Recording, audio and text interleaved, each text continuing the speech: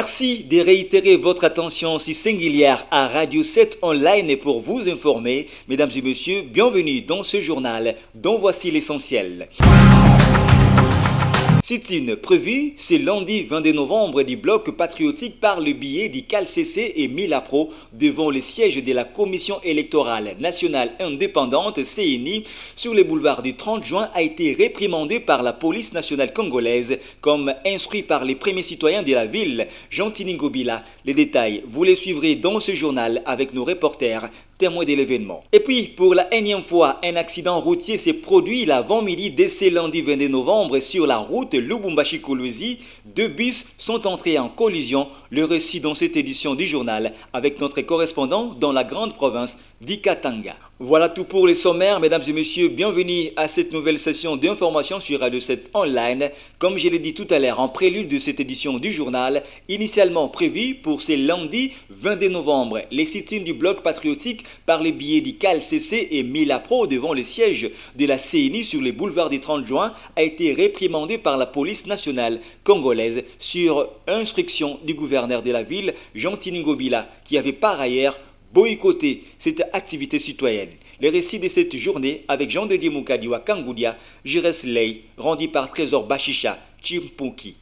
Une très grande force policière est matinalement visible à Gombe. C'est pour s'interposer contre tout mouvement interdit par le gouverneur de Kinshasa, Jean-Tini Ngobila, en ce 22 novembre. Les forces politiques qui ont tenté de tenir un sit-in devant les bureaux de la CENI n'ont pas eu gain de cause. Un sit-in réprimandé. Constant Moutamba est président de NOJEC, regroupement politique du FCC, qui fait partie des manifestants. Non, mais nous sommes venus répondre à l'appel des CALCC et Milapro, celui relatif au sit-in devant la CENI pour exiger le consensus autour des réformes électorales, mais aussi la dépolitisation de la CENI. Certains de nos militants ont été dispersés et nous-mêmes nous avons été brutalisés. Et donc voilà, nous nous retrouvons devant nos bureaux où vous-même vous voyez une présence remarquable des forces de l'ordre.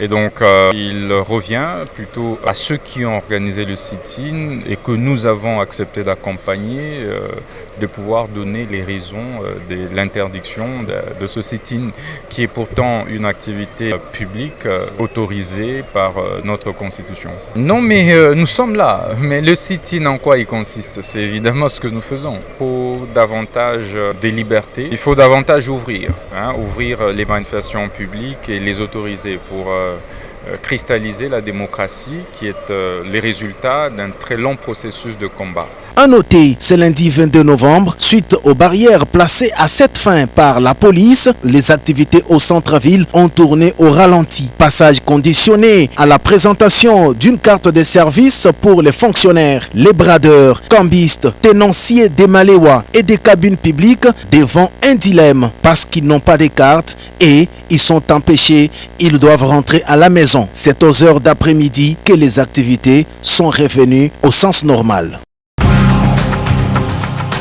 Autre chose dans cette édition du journal, lutte contre le terrorisme en RDC, le Premier ministre Jean-Michel Samaloukonde passe au peine fin les stratégies avec une délégation du Centre africain d'études et de recherche sur le terrorisme, CAERT, de questions liées au renforcement des moyens de lutte contre le terrorisme et la stratégie nationale de lutte contre le terrorisme était au centre de l'entretien tenu ce lundi 22 novembre à la primature. Les points avec Nana Kanko.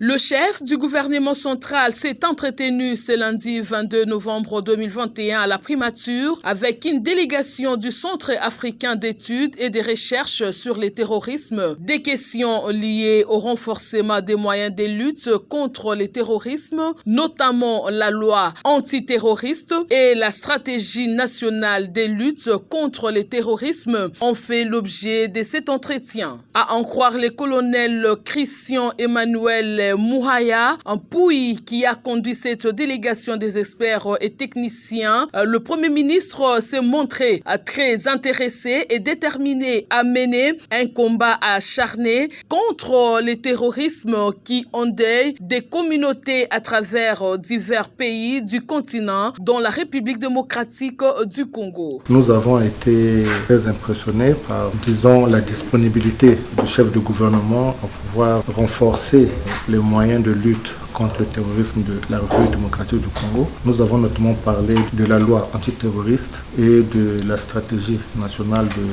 contre le terrorisme, ainsi que le plan d'action qui sont en cours d'adoption et il nous a rassuré de son ferme engagement de pouvoir tout mettre en œuvre pour que ces instruments soient adoptés. J'ai lu de la détermination. Il est déterminé à pouvoir tout mettre en œuvre pour que les provinces qui sont affectées par les activités du terrorisme puissent ne plus en souffrir dans les prochaines années. Et cette détermination m'a profondément marqué. Il m'a rassuré que tout sera mis en œuvre pour que ces provinces retrouvent la stabilité et la paix. Bon, nous avons notamment parlé du Nord Kivu, de l'Ituri, du Maniema, du Tanganyika. Selon ces experts du Centre africain d'études et de recherches sur le terrorisme, les provinces prioritaires concernant la lutte contre ces fléaux sont notamment le Nord Kivu, l'Ituri, le Maniema et le Tanganyika.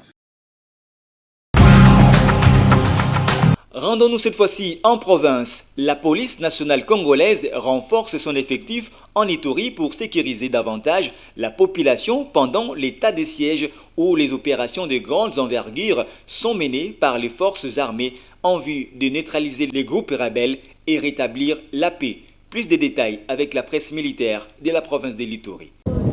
Ils sont à leur poste d'Île d'Ivoire. Ces vaillants policiers venus en renfort de l'effectif de la police sur instruction du commandant suprême de FARDC et PNC, Félix Tshisekedi Tshilombo, dans le but de sécuriser leurs personnes et leurs biens. Au cours d'une parade organisée au stade d'Amani, le commissaire divisionnaire Mouchindiav a appelé ses agents de l'ordre à travailler dans la loyauté et la discipline pour contribuer valablement au rétablissement de la paix avec le FARDC avant de s'adresser à la population iturienne. Nous avons amené dans l'Ituri des éléments de la GMI. Ils sont venus prêter main forte aux unités des forces armées de la République démocratique du Congo en ce qui concerne la sécurisation des agglomérations libérées et conquises par nos FARDC. Il est de mon devoir aussi de parler avec les éléments de la police garnison de Bunia qui représentent toute la police de l'Ituri et je l'ai fait. On a donné un conseil de brave.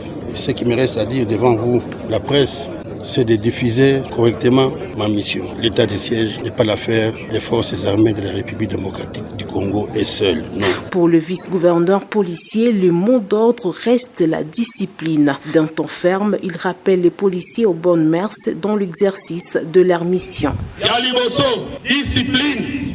Yangonde et Kambaka Moussala Moye Topona. Koto Saba Konziba Sope Mitindo Mia Règlement. Notons que ces vaillants policiers vont désormais combattre aux côtés des forces armées de la République démocratique du Congo dans les opérations de neutralisation des bandits et groupes armés en vue de restaurer l'autorité de l'État, de rétablir l'ordre public et de redonner espoir à la population en cette période de l'état de siège.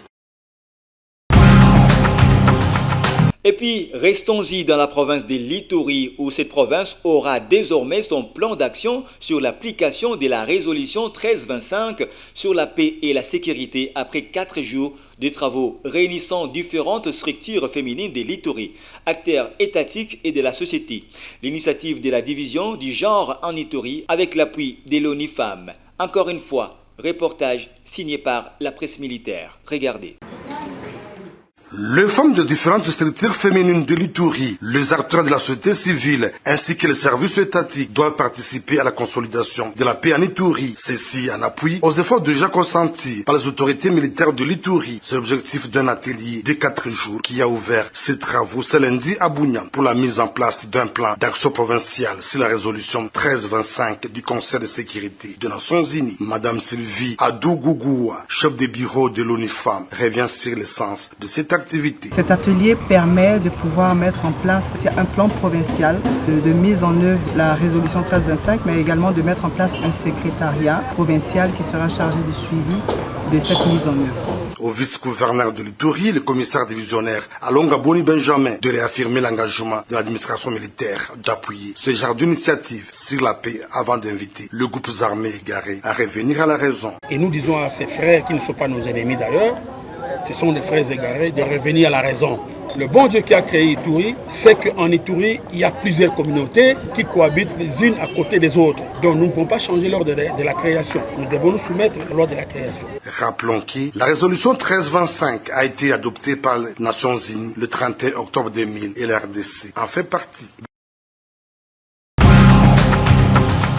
Et puis, comme je l'ai annoncé tout à l'heure dans le titre, 2 bis taxi, marque Molicap et classique appartenant aux 2 commerçants de la grande province du Katanga sont entrés en collision cet avant-midi sur la route Lubumbashi-Kolosi. Selon notre correspondant, le bilan reste mitigé, mais les dégâts matériels est important. Regardez dans ces reportages.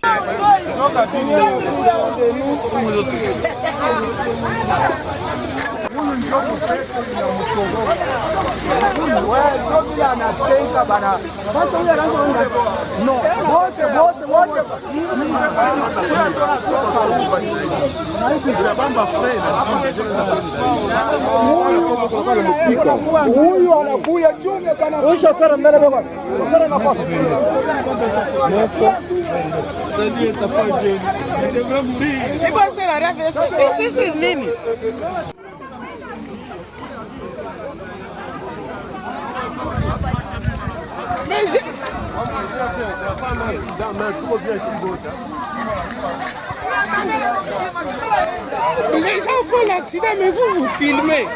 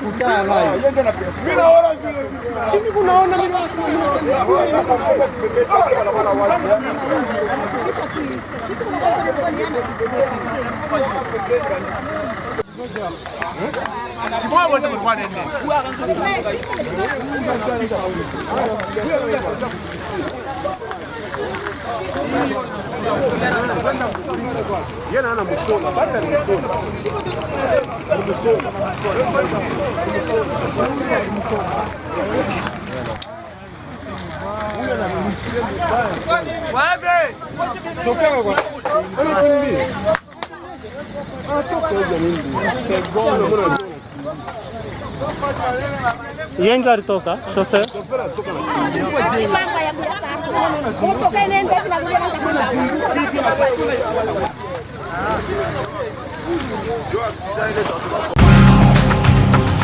C'est sur ces images que prend fin cette édition du journal. Mesdames et messieurs, merci à vous toutes et à vous tous de l'avoir suivi. Restez fidèles au programme des radios 7 online car l'info est en continu. À très vite et au revoir.